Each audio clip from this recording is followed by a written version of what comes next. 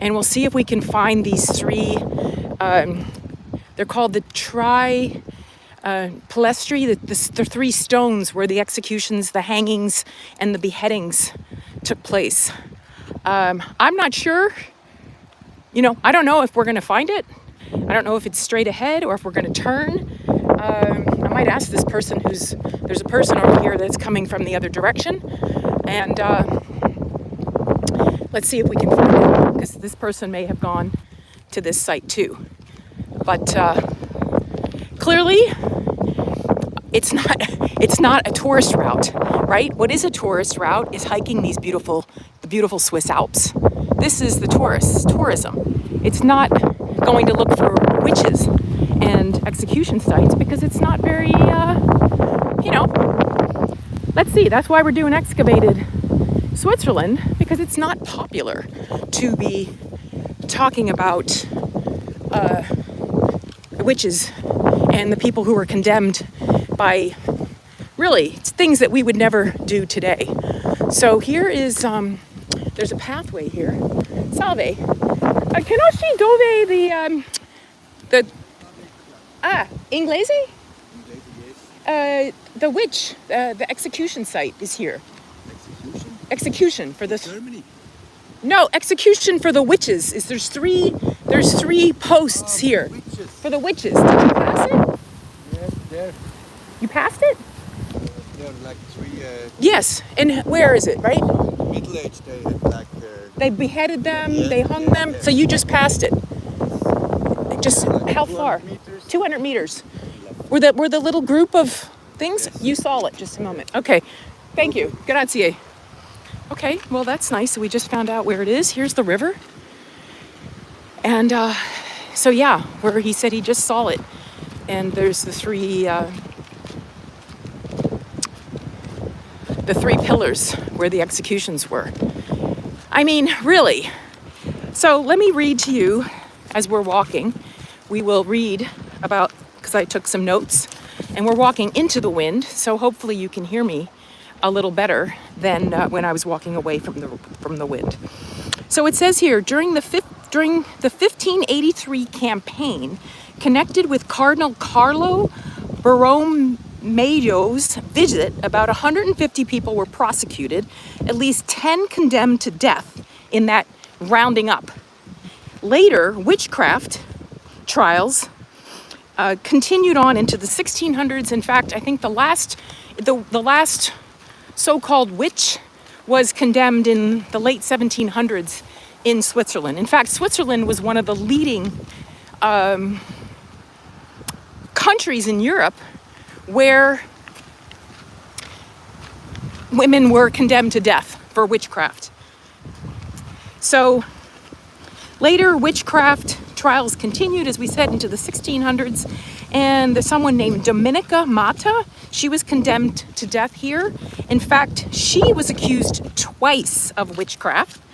In first time when she was in 1583, she was 9 years old, and she got swept into this collection of people during, we might be coming to where this site is. He said it was about 200 meters. Isn't it interesting? Like it's, here's a garden here. And yeah, let's see if we can find it.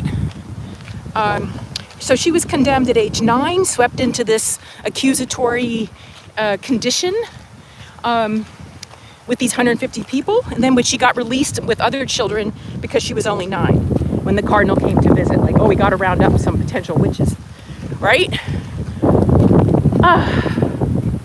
In fact, I'm honestly not sure if it's going to be on our left or on our right, but we're kind of on a discovery together.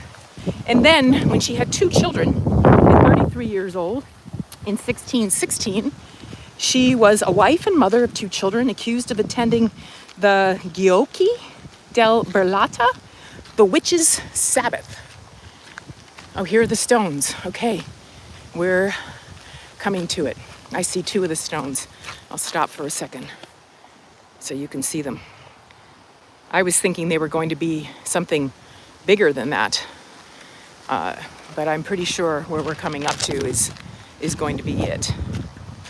Let me make the camera better so you're not so shaking around as I'm walking.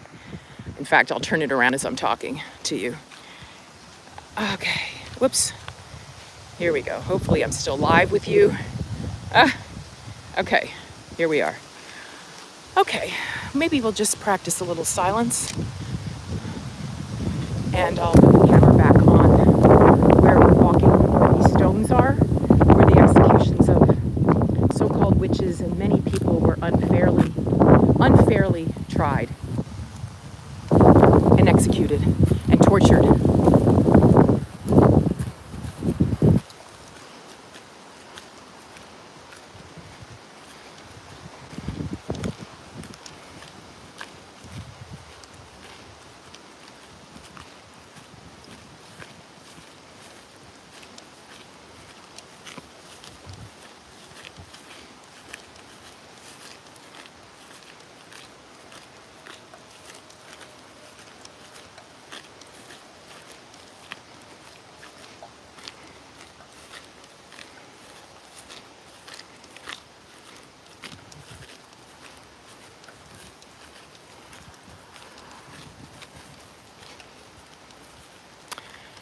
We're here. This is the execution site of hundreds, perhaps thousands of people. And of the witches who were condemned, the women who were condemned as witches, 80+% were women. And so when we talked about Dominica, who I mentioned, who was convicted twice, and the second time that she was convicted, she was accused of attending a Sabbath, a witch's Sabbath, and her accusations held that she had worshipped the devil, received supernatural powers that allowed her, got bugs crawling on me, like, ugh, that allowed her to cause illness, death, disaster, harms to livestock, and there was evidence of witchcraft. She was arrested by a court of 30 men, interrogated and tortured over 2 months before being sentenced to death and to die right here. Enduring torture without confessing was actually evidence of innocence from the court.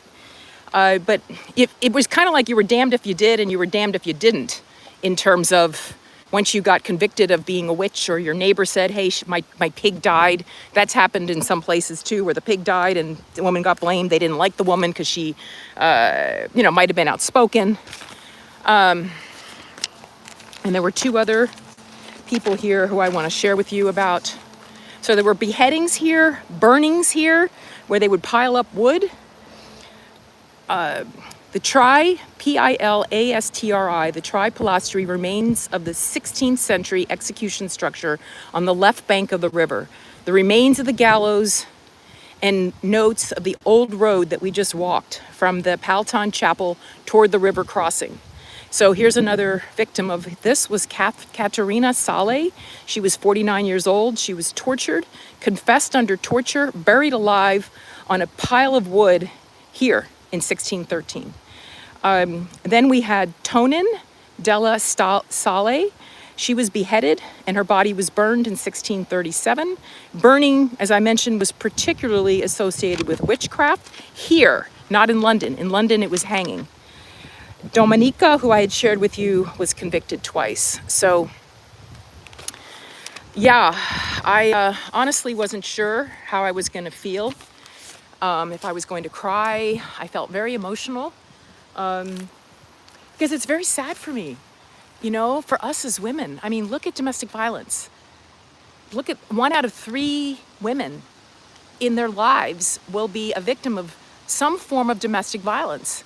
And so has witchcraft just transferred over to domestic violence, where women die now through domestic violence, or when women have their children taken because they're in a domestically violent relationship and then they get blamed. I mean, I see it all over TikTok, of women being blamed for reporting their husband's domestic violence.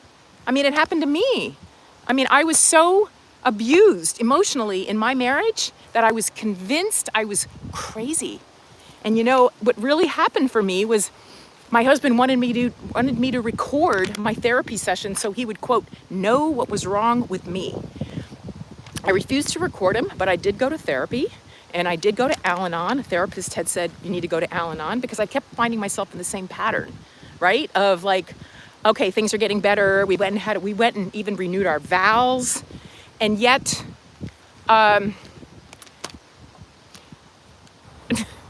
we ended up in divorce. And I did a 400-hour internship in a mental health hospital, and a year later, when my husband received divorce papers, he attempted suicide.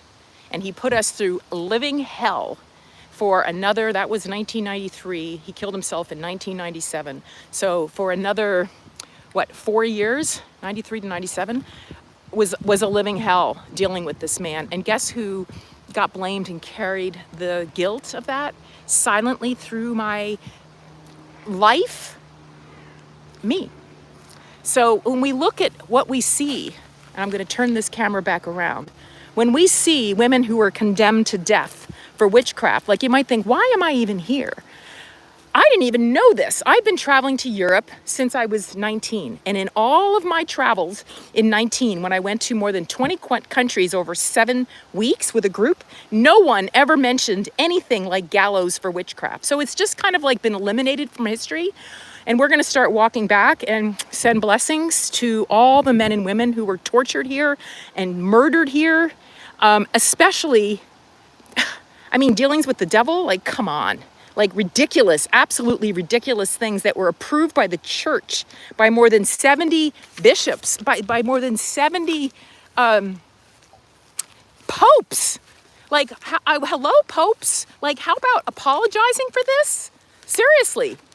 I mean, it was just in the Vatican News in July that the misogyny of women, and it's still going on in some countries, that women are being blamed for witchcraft. Like, seriously?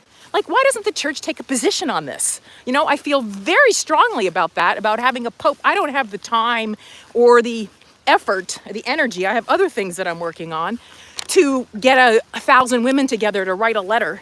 So if anybody wants to do that, the Female Orgasm Research Institute will support you in supporting an effort to get the Pope to apologize for what they did to women and what they continue to do to women by not including them in the, you can't be a priest. Listen, I don't go to church anymore.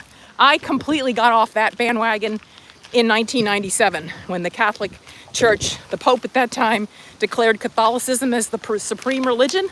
I called the church, and I said this in a previous episode, and I said, take me off your list. I am not going to participate in something that thinks that they're better than everybody else. And they said, are you moving? I said, no, I'm not moving. So honestly, I mean, look at the beauty here. And you noticed there's no sign that says this is where we inadvertently and mistakenly murdered people for ridiculous things. There's no signs. You have to find out about it. Well, I'm someone who will report it to you. All right, I'm going to walk back silently and just absorb all of this. And I thank you for watching and